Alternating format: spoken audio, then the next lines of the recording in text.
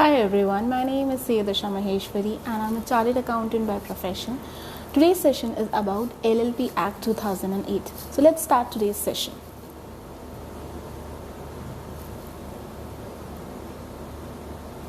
Okay, so LLP Act 2008, Limited Liability Partnership Act 2008.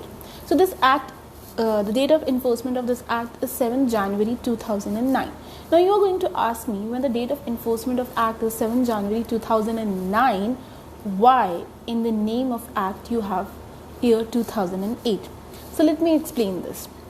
The LLP bill was passed in Parliament on 12 December 2008. The LLP Bill 2008 was passed in Parliament on 12 December 2008, and from where this 2008 come in the LLP Act. Okay, and then later on, the President of India has approved that bill on 7 January 2009 when that bill becomes the Act, the LLP Act. So the date of enforcement of LLP Act is 7 January 2009. Now, the point number 2. LLP has 81 sections and 4 schedules. 81 section, 4 schedule. We are talking about section later on. Right now, let's talk about the schedules. So the first schedule in the LLP Act deals with the mutual rights and duty of partner. Basically, the schedule deals with the mutual rights and duties of partner. Basically, it tells you that what will be the mutual rights of the partner, what will be their duties, how they are going to govern the partnership, and all about that. The second schedule deals with the conversion of firm into LLP. If any partnership firm want to convert itself into a LLP format, then what will be the rules, regulation, what will be the procedure, all that thing will be specified in second schedule. Then we have the third schedule. Third schedule deals with the conversion of private company into an LLP. If a private company want to convert itself into an LLP, then what will be the rules, regulation, procedure, all that will be specified in this third schedule. Then you have a fourth schedule which deal with the conversion of unlisted company into an LLP. If an unlisted company, public company, want to convert itself into an LLP, then whatever the rules, regulation, procedure, all that thing is specified in the fourth schedule. So you have 4 schedule. First schedule deals with the mutual right and liabilities of the partners. Second deals with the conversion of firm into LLP. Third, conversion of private company into LLP. And fourth, conversion of private unlisted company into LLP. Now let's talk about why there is a need of LLP when you have already different other forms of corporate structure. Then why there is a one new form of corporate structure? You already have partnership, you already have company, then why there is a need of this new form of corporate structure known as LLP? Let's talk about that. So right now in India you have a partnership and you have a companies, a corporate structure. Now in partnership, what is a pro? The pro is there is a flexibility of organizing their internal structure through partnership deed. Okay, that means in partnership you can specify, you can make your own rules, regulation. That is, what will be our IOC, what will be the rate of our IOC, what will be the rate of our IOD, what will be our PSR, who is going to conduct the business. All those things will be specified, okay, by partners in their partnership deed, and they can change according to their convenience. Okay, but what is a con of partnership? The biggest con of a partnership is it has an unlimited liability. The liability of partners is unlimited. Let's talk on the another side. On the another side, we have a company. The pro of company is that it has a limited liability. The liability of partners or members of a company is limited. But the biggest con, if we talk about the company, is it involves a huge amount of corporate governance. If I talk about corporate governance, it means somewhere that if you want to incorporate a company, there's a huge lot of procedure you have to undergo, a lot of cost involved in the incorporation of a company. It's not that easy to incorporate a company. You have to undergo lots of procedure, and it requires huge amount of expenditure also. So because of these two cons, one in partnership and one in companies, the lawmaker came up with the idea of making a new kind of corporate structure. What is that new kind of corporate structure? That new kind of corporate structure is a hybrid. Hybrid means combination of two or more. Okay. Now, what is the combination over here? The combination is partnership and company. So what they did is they took this pro and this pro, one pro of partnership, one pro of company, took them and make a new corporate structure, that is LLP.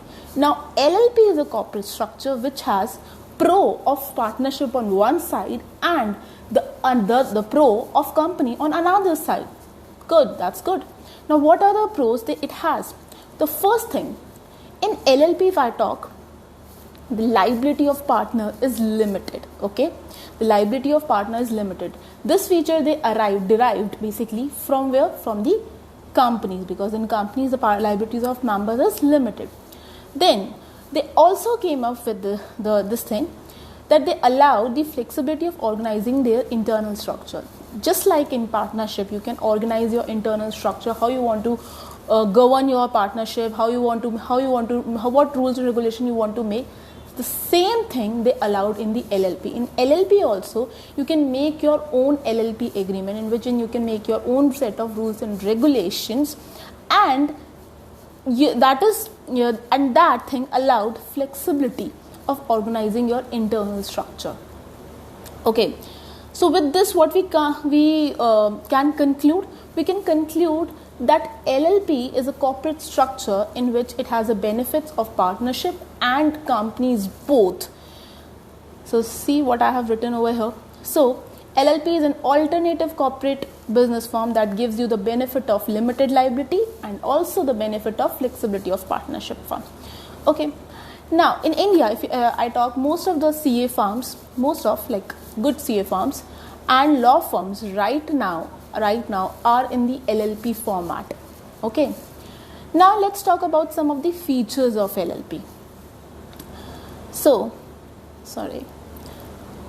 over here, the first feature of LLP is that it is a body corporate. As per section 3 of LLP Act, LLP is a body corporate. What do you mean by that? We mean that it has a separate legal identity in the eyes of law.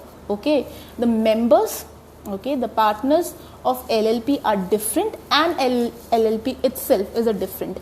LLP can buy its assets at its own name. LLP can have liability in its own name. That is the concept of separate legal identity. Now the second thing is it has a perpetual succession. Perpetual succession, if I talk about, is that LLP can continue irrespective of fact that the partners in the LLP are changing. Some partner may die, some partner may go insane, some partner may retire, some partner may become insolvent. In keeping all these facts in consideration, still LLP can continue. So LLP will not die, or LLP will not exist. LLP will exist, keeping all these things in consideration. Whether partners are changing, whether partner is going to retire, whether partner is going to die, it may become insane, it may become insolvent. Still, LLP in all these circumstances, LLP will survive. This particular feature of LLP are derived from companies. In companies also, you have the same feature that company does not die. Company still exists, even though its promoters, its partners, shareholder may change, but company exists. It has a perpetual succession. Company exists forever. Similarly, LLP also exists forever. Then you have the next concept, that is mutual agency. What is the concept of mutual agency? Over here is the partner are the agent of the LLP. What I have written over here, partner are the agent of LLP. They are not the agent of other partner. Okay, let's take an example. You have two partners in a firm, partner A, partner B, and your LLP name is A and B LLP. Now in this, partner B did some wrongful act. Now for this particular act, this wrongful transaction which Mr. B has entered, Mr. A will not be liable. Why? Because he is not the agent of Mr. B. So Mr. A will not be liable. He will only be liable for LLP. Now the next point which we have over here is common C. Common seal is basically stamping, okay, stamp of LLP. Now, it is not mandatory for LLP to have a common seal. It's optional. If LLP wants to have, it can have. If it does not want to have, then it's fine. But in case if LLP have a common seal, then first thing, it should remain in the custody of responsible officer. It should remain in a safe custody. It should not be like that anyone is taking the common seal of LLP and affixing it anywhere. It should not like be that. It should be in a safe custody. And at least 2 designated directors should be there when you are affixing it. Okay. Whenever you are going to affix common seal, it should be in the presence of at least 2 designated directors, and this is for the authorization purpose ki okay, you are affixing common seal on a genuine document. For that purpose it is. Then the limited liability concept. The liability of partners in case of LLP is limited, and it is limited only to the extent of their contribution, their agreed contribution in the LLP. Then the next point is business for profit only. LLP is always formed to carry on business to earn profit. LLP will never ever be formed for non-profit or charitable purpose. You cannot form LLP for trust, for clubs, no. You will always form LLP for a business perspective which wants to earn profit. Okay. Then the next point which we have over here is maximum number of partner and minimum number of partner. The minimum number of partner in case of LLP is 2. At least you need 2 partners to form an LLP. And the maximum number of partner which you need in case to form is no, there is no limit. Plus there is one more thing they have specified, that LLP shall have at least 2 individuals as designated partner. There should be 2 individuals who should be considered, who should be recognized as a designated partner, and out of those 2, 1 should be resident of India. What do you mean by resident of India over here? Resident of India means that person should have stayed in India for at least 182 days in the immediately preceding year. So for the, let's say for the year 2021, if I want to check the residential status, so what I have to see that in the year 2019 and 20, for how many days that person has stayed in India. If that person has stayed in India for 182 days, then he is the resident of India, 182 or more. But if he has stayed for 150 days or 120 days, then he is not the resident of India for that particular year. Okay. Now over here, I want to conclude my lesson for today's session. I hope you have enjoyed this session.